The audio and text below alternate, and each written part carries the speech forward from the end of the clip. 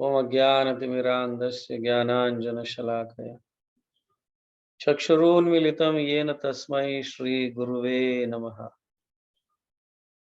नमो ओम विष्णुपादाय कृष्णप्रेष्ठाय भूतले श्रीमते भक्तिवेदांत स्वामिनिति नामिने।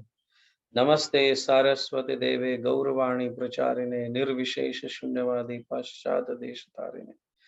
जय श्री कृष्ण चैतन्य प्रभु नित्यानंद श्री अद्वैत गदाधर श्रीवासादि गौर भक्त वृंद। हरे कृष्ण कृष्ण कृष्ण हरे हरे, हरे राम राम राम हरे हरे। हरे कृष्ण कृष्ण कृष्ण हरे हरे, हरे राम राम राम हरे हरे। हरे कृष्ण कृष्ण कृष्ण हरे हरे, हरे राम राम राम हरे हरे। हरे कृष्ण।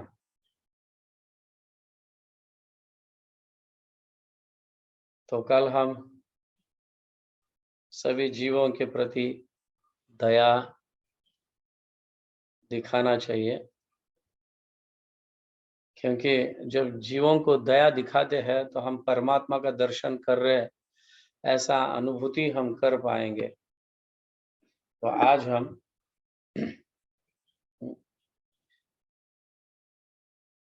मैं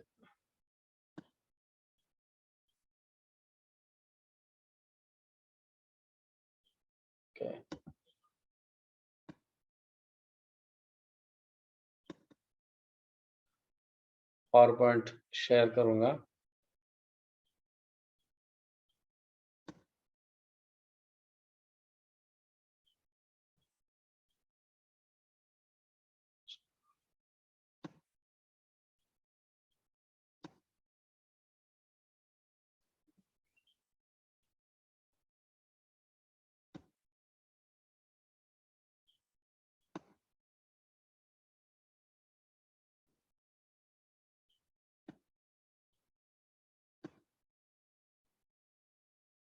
यस,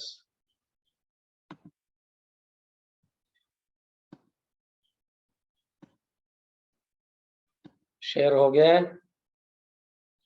शेयर हो गया। ओके, सॉरी थोड़ा लेट हुआ। तो कल हम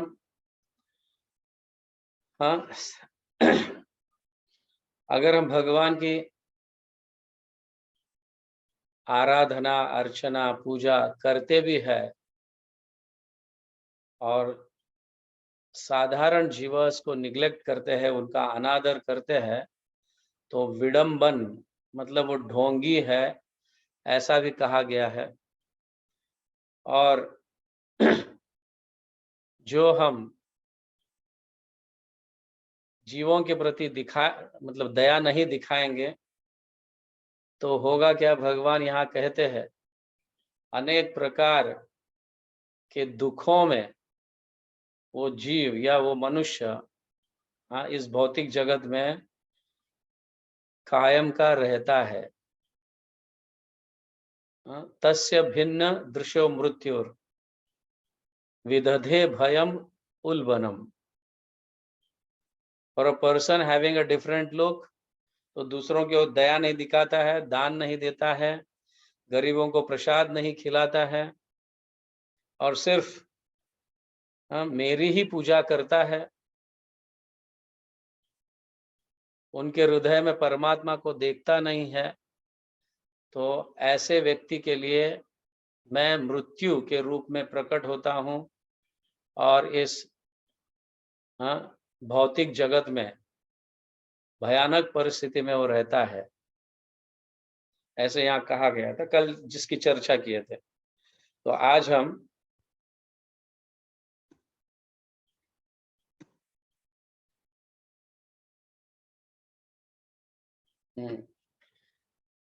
अर्चना रिक्वायर्स दीक्षा।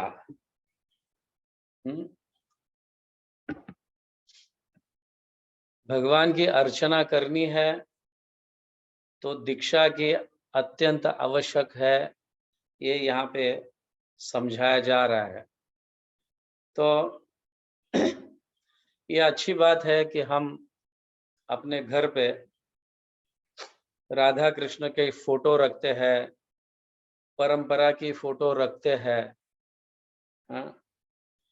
रोज भगवान का नाम जप करते हैं, 16 माला जप करते हैं और रोज भोग लगाते हैं, मंगल आरती करते हैं, संध्या आरती करते हैं। जो मंदिर में होता है वो सब कुछ हम घर पे भी करते हैं, ये बहुत अच्छी बात है।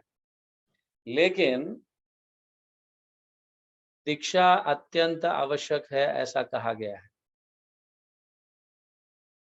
क्योंकि दीक्षा के बिना हम जो भी ये कार्य कर रहे हैं, ये सिर्फ प्रैक्टिस के जैसा है।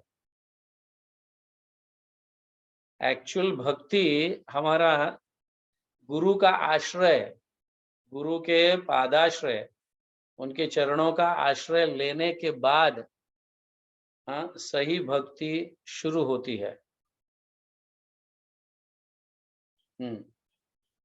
तो यहाँ पे देखो कहा गया है, श्री गोपाल भट्ट गोस्वामी कहते हैं, द्विजानाम अनुपेतनम स्वकर्म, हाँ, स्वकर्म ध्यानादिषु यथाधिकार नास्ति ह। समझ गया ना? हाँ, स्याक च उपनयनद, उपनयन संस्कार होने चाहिए, हाँ? तथा त्राधि दीक्षात्वम तु मंत्र देव अर्च आदिषु, अर्चना आदिषु, ऐसा कहा गया है। इसका ट्रांसलेशन, ब्राह्मण बॉय हु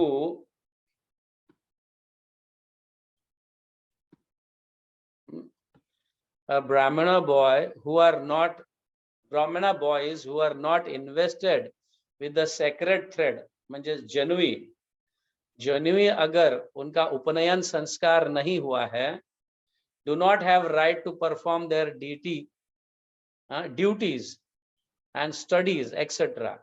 Sorry, ये duties है, spelling mistake हुआ है।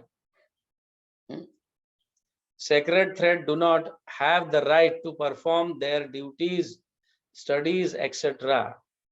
मतलब कुछ समय के बाद, कुछ सालों के बाद बच्चे को उपनयन संस्कार देने के बाद ही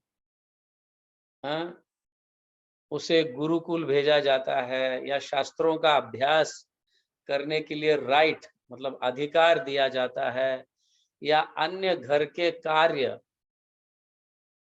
करने का अधिकार दिया जाता है।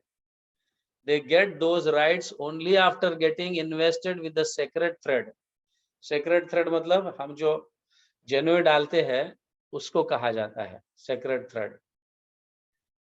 तो पहले ऐसे संस्कार हुआ करते थे कि बच्चा 6 साल 7 साल का हो जाता है तो उसका उपनयन संस्कार किया करते थे, और उसके गले में जनेऊ डालते थे और फिर वो गुरुकुल जाने योग्य कहो या घर के कोई भी कार्य करने के योग्य, घर से संबंधित कार्य करने के योग्य बन जाता। तो उसी तरह से similarly those who are not initiated by a guru, जो गुरु से दीक्षा नहीं लिए है, do not have right to chant mantras और परफॉर्म अर्चना, मतलब उन्हें मंत्र उच्चारण करने का अधिकार नहीं है और विग्रहों की सेवा करने की भी अधिकार नहीं है।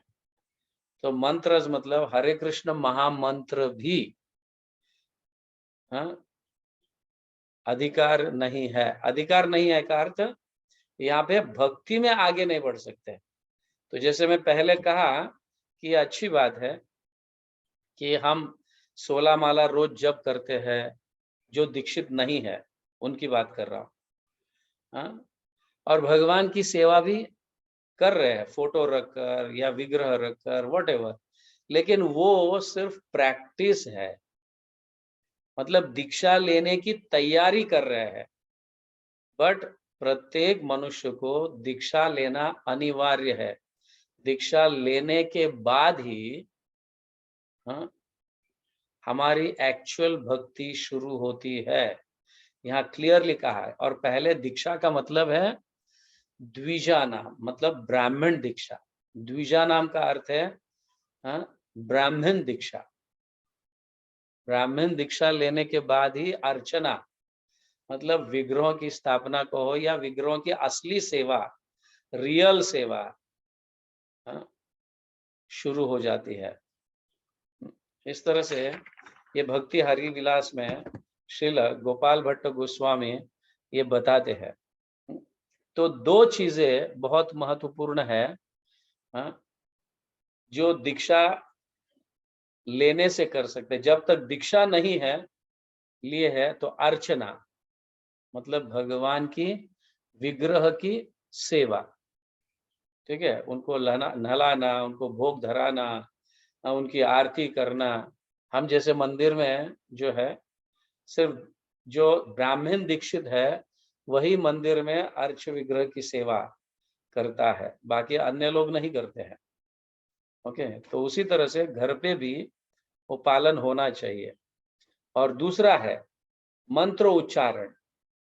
सो भले हम महामंत्र का जप कर रहे हैं, ये भी जस्ट प्रैक्टिस के जैसा है।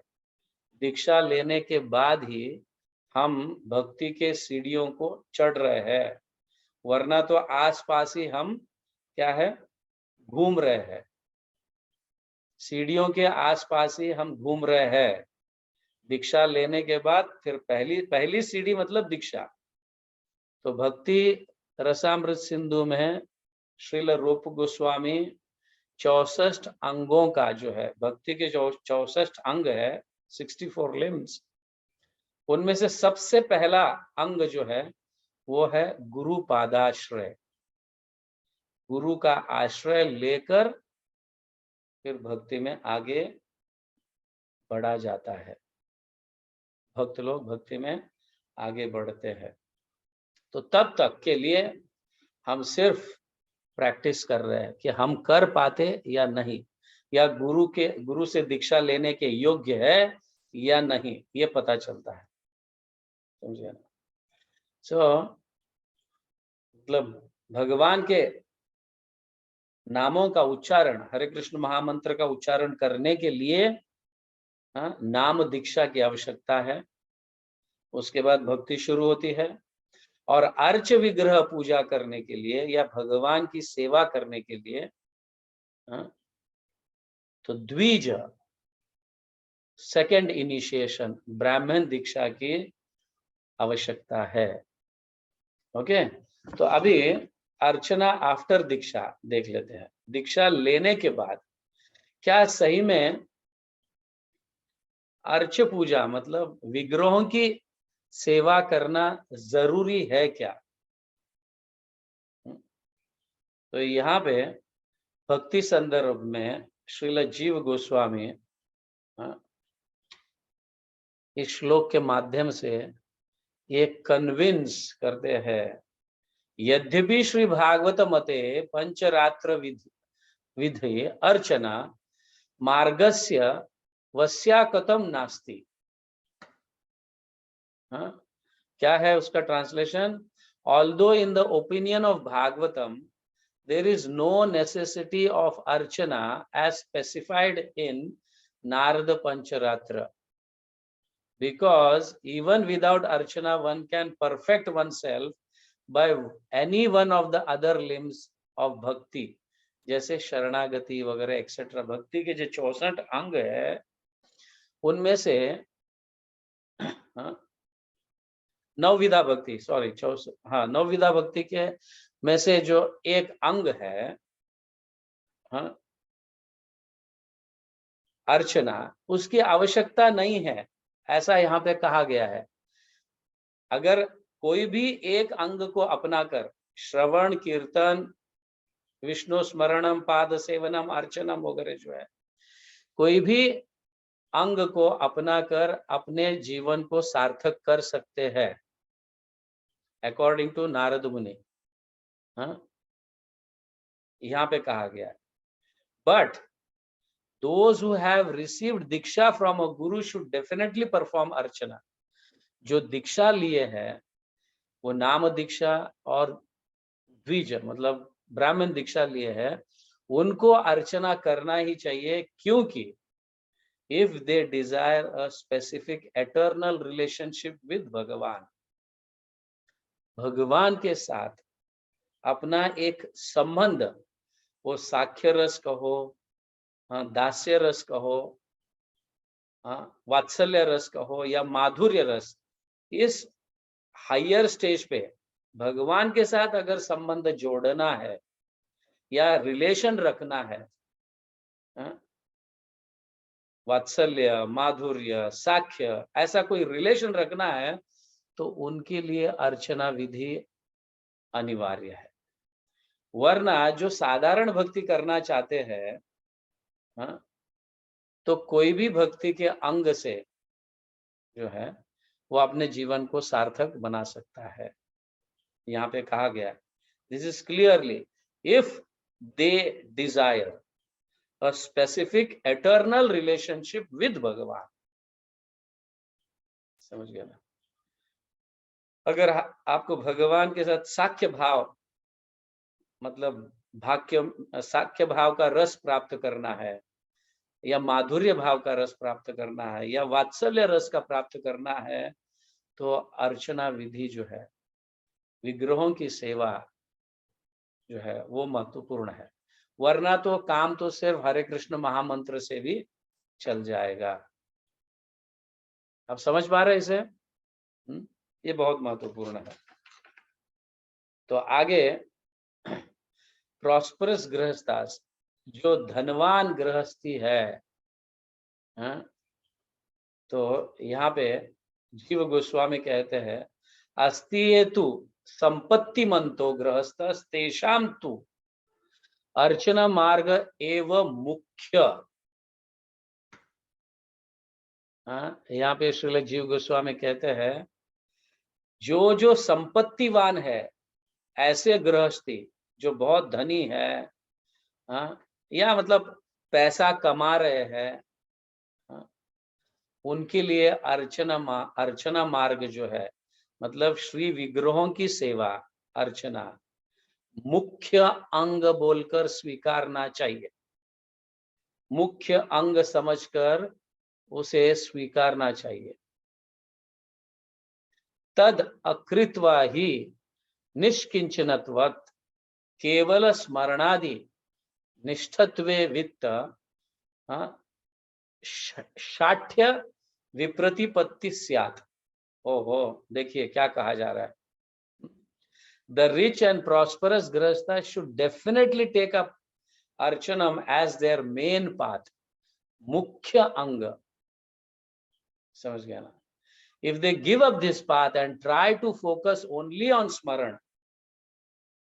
कभी कभी जैसे रिनंशिएट्स, जैसे सन्यासीज है, ब्रह्मचारीज है या वानप्रस्थ है, अरे ये तो स्मरण करते हैं ना, प्रचार करते हैं ना, ये तो हम भगवान की सेवा करने की क्या जरूरत है, तो हम भी प्रचार करेंगे, तो हम भी स्मरण करेंगे, इस तरह से भगवान की सेवा करेंगे, ऐसे, then they will certainly incur the fault of cheating tendency in relation to spending their money. शाठ्य कहा गया है, they are just cheating themselves, कि हम स्मरण कर कर भी भगवान को प्राप्त कर सकते हैं। ऐसा जो धनी है, जो पैसा कमा रहे हैं, मतलब वो गृहस्थी होंगे, जो पैसा कमाते हैं वो गृहस्थी है, तो उनके लिए अर्चनम विधि जो है वो अनिवार्य है। वरना तो उनका धन जो है गलत जगह लग जाएगा। इसलिए जीव गोस्वामी कहते हैं, ऐसे लोग जो समझते हैं कि हम सिर्फ स्मरण कर कर भगवान की प्राप्ति कर सकते हैं, ऐसा जो कहते हैं, ऐसे गृहस्थी जो है वो शाठ्य, मतलब सिर्फ ढोंगी, अपने आप को चीट कर रहे हैं, अपने आप को ठगा रहे हैं, ऐसा श्रील जीव गोस्वामी कहते हैं। तो कभी कभी हम कहते हैं, ऐसा ऐसा सुनने में आता है या ऐसे सुनते भी है हम, अरे मंत्रों की मंत्र जप करने की क्या आवश्यकता है, भगवान की पूजा क्या आवश्यकता है, हम तो 24 घंटा मन में करते रहते हैं भगवान का स्मरण। क्या ये संभव है? ऐसे लोग जो कहते हैं, हाँ, तो भगवान की पूजा, दिखावा, मंत्रों का उच्चारण, माला लेकर जप करने की, ये दिखावा करने की आवश्यकता क्या है? मैं तो 24 घंटा भगवान का स्मरण करता हूँ, ऐसे कहने वाले लोग हैं। क्या वो सचमुच 24 घंटा भगवान का स्मरण करते हैं? पॉसिबल नहीं, वो झूठ बोल रहे हैं, वो अपने आप को ठग रहे हैं। ऐसा व्यक्ति दूसरों को ठगा कर क्या मतलब? वो अपने आप को ठगा रहा है, ये समझना चाहिए। तो गृहस्थी लोग ध्यान रखिए, श्रील जीव गोस्वामी ये क्लियर इंस्ट्रक्शंस देते हैं। जो संपत्ति मतलब जो कमाते हैं ऐसे गृहस्थ, उनको अर्चना मार्ग जो है, अर्चना विधि मुख्य अंग बोलकर स्वीकारना चाहिए, जिसके कारण उनके धन की शुद्धि हो जाती है, भगवान की सेवा में लग जाता है। वरना तो वो हमने ऐसे भी देखे हैं कि ऐसे भी कई गृहस्थी, कभी कभी हम जाते हैं किसी के घर, तो ऐसे गृहस्थी भी देखे हैं कि उनके गोपाल की विग्रह जो है इतना काला, कभी एक आंख है, कभी एक आंख है नहीं है, कुछ आंख टेढ़ा है। उनके वस्त्र जो है, जो पहनाए हुए वस्त्र है, उसके ऊपर धूल बैठा रहता है, और कुछ चीनी या वो ऐसा कुछ लगाकर थोड़ी अगरबत्ती घुमाकर अपना निर्वाह करते रहते हैं। तो ये ढोंग है, समझ गए नहीं? ये रियल भक्ति नहीं है। तो हमें ध्यान रखना चाहिए, जब हम भगवान के लिए बहुत सुंदर वस्त्र खरीद रहे हैं, तो उसमें हमारा धन शुद्ध हो रहा है, बहुत अच्छा भोग लगा रहे हैं, समय समय पर अनेक प्रकार के भोग लगाते हैं, 4-5 भोग लगाते हैं, फ्रूट्स का, ड्राई फ्रूट्स का, अनाज का, मतलब जूसेस का। तो ये जब हम लगाते हैं तो हम उसमें जब पैसा खर्चा करते हैं तो हमारे धन की शुद्धि हो जाती है। इसलिए गृहस्थियों के लिए, क्योंकि ब्रह्मचारी तो नहीं कमाते, सन्यासी तो नहीं कमाते, वानप्रस्थ तो नहीं कमाते, गृहस्थी लोग ही कमाते हैं। ऐसा तो उनका धन शुद्धिकरण होने के लिए तो भगवान की सेवा में लगाकर प्रसाद के रूप में हम उसे ग्रहण कर सकते हैं। ये श्रील जीव गोस्वामी कहते हैं। तो मैं बीच में ये उदाहरण भी कह रहा था, परम पूजनीय राधा गोविंद महाराज सन्यासी है और बिहार में प्रचार करते थे। तो उस समय उनके एक शिष्य जो है गौर कृष्ण महाराज जो है, उनके शिष्य, उनको उन्होंने यज्ञ करना वगैरह ये सब जो है सिखाया था, ताकि अपना निवारण कर सके। शुरुआत के दिनों की बात कर रहे हैं उनकी। तो उनको एक गृहस्थी ने पुंसवन यज्ञ के लिए आमंत्रित किए थे कि आप आकर मंत्रोच्चारण कर कर यज्ञ कीजिए। तो गौर कृष्ण महाराज वहां पे गए। उस समय वो सन्यास नहीं लिए थे, उस समय की बात है। तो गौर कृष्ण महाराज जाकर वो यज्ञ किए। एक्चुअली ये पुंसवन यज्ञ जो है ये पुत्र प्राप्ति के लिए होता है। तो वो यज्ञ किए, करने के बाद वो गृहस्थी उन्हें 5 रुपए दक्षिणा में दिए और खिला पिलाकर भेज दिए। तो वो गौर कृष्ण महाराज मतलब प्रभु जो है उस समय इतना, मतलब वो 5 रुपए देने के बाद भी इतना खुश होकर अपने गुरु परम पूजनीय राधा गोविंद महाराज को आके बताया, महाराज आज मैंने यज्ञ किया तो मुझे रिटर्न में कुछ मिला। तो क्या मिला? 5 रुपए मिला। तो राधा गोविंद महाराज इतना गुस्सा हो गए, सिर्फ 5 रुपए। राधा गोविंद महाराज दूसरे दिन उस गृहस्थी के घर गए जिन्होंने यज्ञ करवाया था, पुत्र प्राप्ति के लिए यज्ञ करवाया था। तो महाराज गए, गुस्सा हो गया, तुम ये पुरोहित को, जिसको मैंने भेजा, वो पुरोहित को सिर्फ आप 5 रुपए देकर भेजे हैं।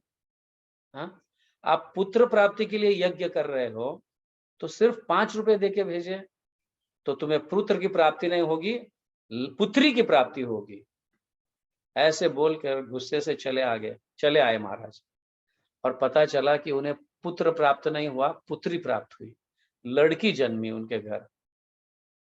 तो देखिए ब्राह्मण की शक्ति, या मतलब ऐसे, हाँ, मतलब शुद्ध भक्तों की शक्ति।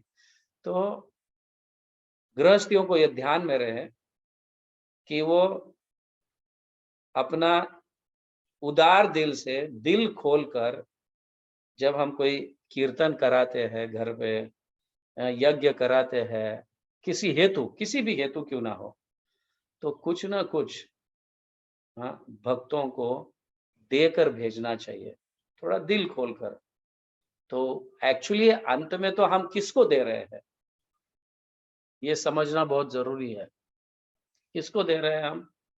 अपने आप को दे रहे हैं।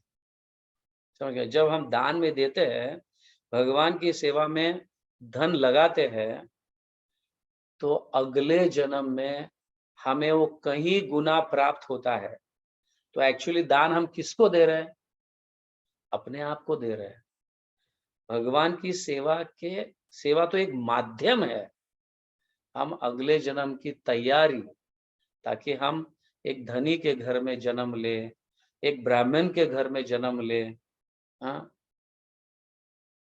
तो इसलिए हम दान दे रहे हैं। तो यहाँ पे देखो गृहस्थाश्रम जो है कभी भी कंजूस नहीं होना चाहिए। ये मेरा है, मैं क्यों दूं, ये मैंने अपनी मेहनत से कमाया है, क्यों दूं, हाँ, पैसा कुछ ऐसा ही आता है क्या?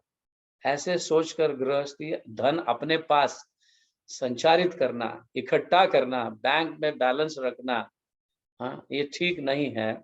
तो यहाँ पे मैं ये कई बार कहा, कृपणेन समोदाता न भूतो न भविष्यति, अस्पर्शन एव वित्तानि। धन को वो स्पर्श भी नहीं करता है, हाँ, फिर भी परेभ्य प्रयच्छति, मतलब दूसरों को ये धन जाता है। कौन? किसका?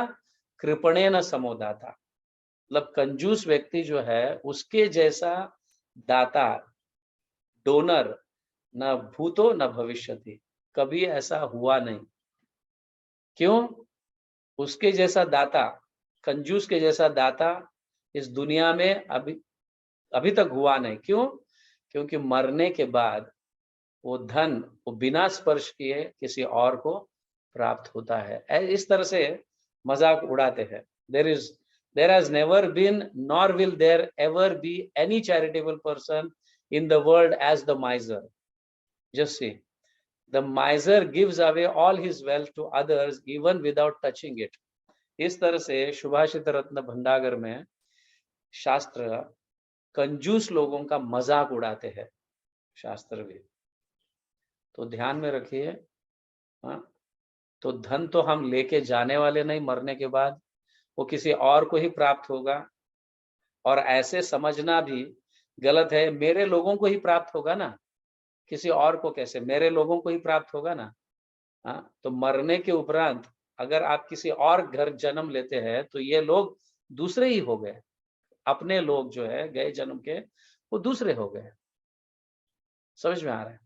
तो इसलिए अपनी अगले जन्म की तैयारी हेतु हमें ब्राह्मणों को, भगवान को, या भगवान की सेवा में हमारा धन लगाना चाहिए। ब्राह्मणों की सेवा में, भगवान की सेवा में, या घर पे अपने विग्रहों की स्थापना कर कर, दीक्षा लेकर, भगवान की सेवा कर कर धन लुटाना चाहिए, जिसके कारण अगले जन्म में यह धन की प्राप्ति हो।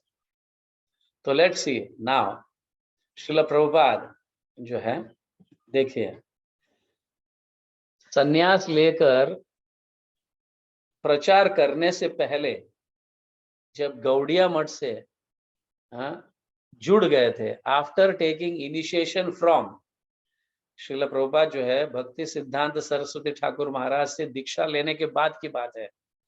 After taking initiation from Srila भक्ति सिद्धांत सरस्वती ठाकुर महाराज, Srila Prabhupada was contributing to his spiritual master's mission by donating money. धन देकर वो अपने गुरु के मिशन की सेवा कर रहे थे, कंट्रीब्यूट कर रहे थे, as he was doing earlier. but now he wanted to do more to please his spiritual master. अब वो ज्यादा करना चाहते थे, अपने गुरु की सेवा ज्यादा अच्छी तरह से करना चाहते थे, इसलिए he could not give up family commitments and take संन्यास। ये पहले की बात है। आप मतलब गृहस्थी थे उस समय, फैमिली कमिटमेंट्स थे, इसलिए वो संन्यास नहीं ले सकते थे। तो वो एक पत्र में लिखते हैं, he wrote to भक्ति सिद्धांत Thakur, Saraswati Thakur in December 1936 humbly asking if he could offer some more direct सेवा। मैं और भी कुछ आपकी सेवा करना चाहता हूँ, कृपा कर कर मुझे सेवा दीजिए। ऐसे श्रील प्रभुपाद लेटर में भक्ति सिद्धांत सरस्वती ठाकुर अपने गुरु को लिखते हैं। धन की कंट्रीब्यूशन तो कर ही रहे हैं, साथ ही साथ और मैं कुछ सेवा कर सकता हूँ क्या डायरेक्ट, ऐसा। सो गृहस्थी जब थे श्रील प्रभुपाद, उस समय अपने गुरु को उनके मिशन में डोनेट कर कर कंट्रीब्यूट करते थे। देखिए प्रभुपाद अपने गृहस्थी जीवन को भी, तभी जाके तो वो इतने अच्छे भक्त बन पाए, समझ गए ना। ये जीता जागता उदाहरण है। इन फ्यूचर में फिर प्रभुपाद को पूरा पृथ्वी प्राप्त हुआ, पूरा जग प्राप्त हुआ, सारे लोग फिर उनके अनुयायी बने, just by contributing his spiritual master in his mission। देखिए कितना महत्वपूर्ण है गृहस्थियों को, सन्यासी कहो, वानप्रस्थ कहो, या जो प्रचार कर रहे हैं, उनको धन की सेवा कर कर उनके मिशन में कंट्रीब्यूट करना बहुत अनिवार्य है गृहस्थियों को, ये ध्यान में रखिए आप। तो ये भी अर्च विग्रह की सेवा है, तभी तो जाके प्रभुपाद ने इतने सारे अर्च विग्रहों को स्थापित किए। पहले तो घर में एक ही अर्च विग्रह था, तब जाके इतने अर्च विग्रहों की स्थापना हुई, ध्यान में रखिए। जय श्रील प्रभुपाद, जगत गुरु श्रील प्रभुपाद की जय, हरि नाम संकीर्तन की जय, गौर प्रेमानंदे, हरि हरि बोल। Yes, any questions? किसी को कोई प्रश्न है? आप समझ पा रहे हैं? क्लियर हो रहा है? तो हम सब गृहस्थी है, ये ध्यान रखिए। सिर्फ स्मरण जो है कर कर नहीं चलता है, क्योंकि पहले श्रवण आता है, श्रवणम कीर्तनम विष्णु स्मरणम, समझ रहे? पहले श्रवण अच्छी तरह से ध्यान से वरिष्ठ भक्तों की सुनिए, गुरुजनों की सुनिए, फिर कीर्तनम, वो औरों को कहिए और अपने जीवन में भी उसे अप्लाई कीजिए, तब जाके स्मरण होगा, समझ गए ना। तो ये ध्यान में रखिए। कुछ कुछ लोग जो है ढोंगी भक्त, मतलब भक्ति में ढोंग करना चाहते हैं। हाँ मैं कर रहा हूं, ये करे तो भी चलेगा, वो करे तो भी चलेगा, ये नहीं करेगा तो चलेगा। इस तरह से मनमानी बातें नहीं चलेगी। जो हमारे आचार्य बता रहे उसी के हिसाब से हमें भक्ति में आगे बढ़ना है। यस यस गौरांग सुंदर, अनम्यूट योरसेल्फ। क्या प्रश्न है? आपका माइक बंद है।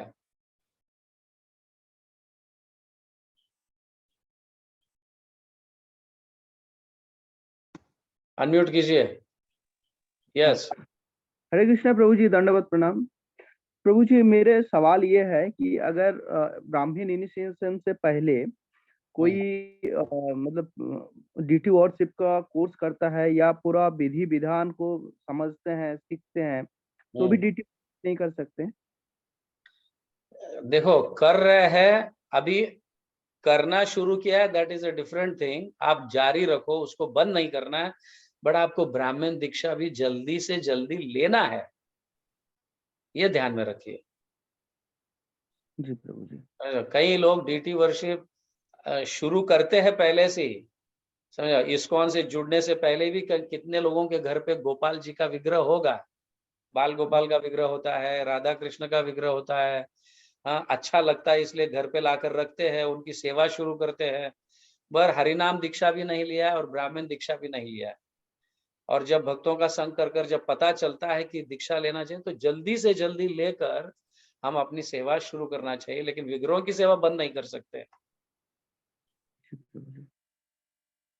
ठीक है? हरे कृष्ण। यस। और कोई प्रश्न किसी को? Any questions?